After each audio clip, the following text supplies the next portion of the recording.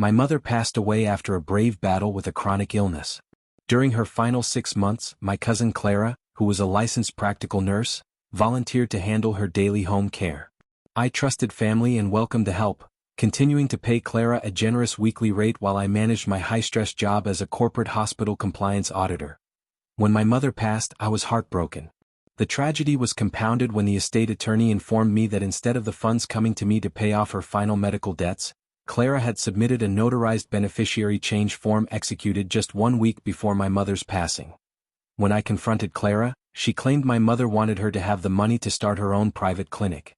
She then smugly reminded me that as the designated legal beneficiary on file, the insurance company had already approved the transfer, and there was absolutely nothing a grieving son could do about it. Clara assumed I would hire a slow, expensive probate lawyer and spend years trying to contest a notarized document while she spent the money. She forgot that in modern medicine, every single piece of paper leaves an unalterable digital footprint. I went straight to my office, logged into our secure hospital compliance network, and initiated a deep forensic audit into my mother's medical charts. Because my mother's insurance policy was tied directly to her hospital provider network, any change to her beneficiary status required an authorized upload through the hospital's internal patient portal. When I pulled the server transaction logs for the date on the forged form, I found the definitive proof. The document had not been uploaded from my mother's home. The IP address mapped directly to the nurse's station on the 3rd floor of our local clinic, on a night when Clara was working the graveyard shift. But Clara made an even more fatal error.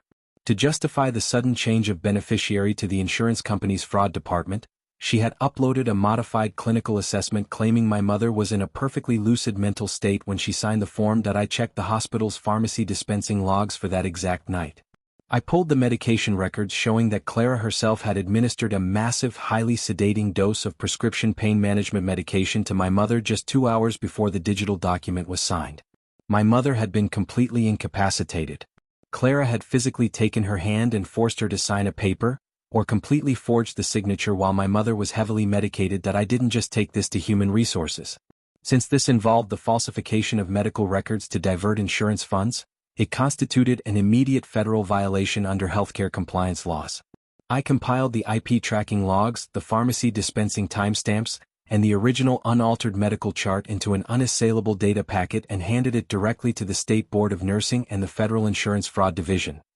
The legal counterstrike was swift and devastating.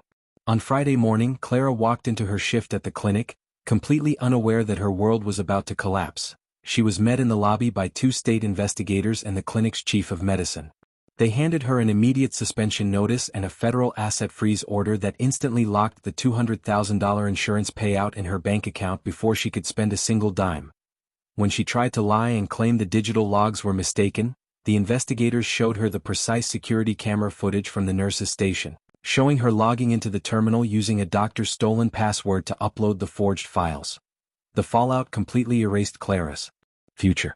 The insurance company reversed the fraudulent payout within 48 hours, transferring the full amount back to my mother's rightful estate, allowing me to clear all outstanding medical debts. The State Board of Nursing held an emergency hearing and permanently revoked Clara's nursing license for gross medical malpractice, document forgery, and patient exploitation, ensuring she will never practice medicine again. Furthermore, the federal prosecutor filed formal charges for grand larceny and identity theft. Clara wanted to exploit a dying relative and leave me with a mountain of debt, and she ended up losing her career, her reputation, and her freedom.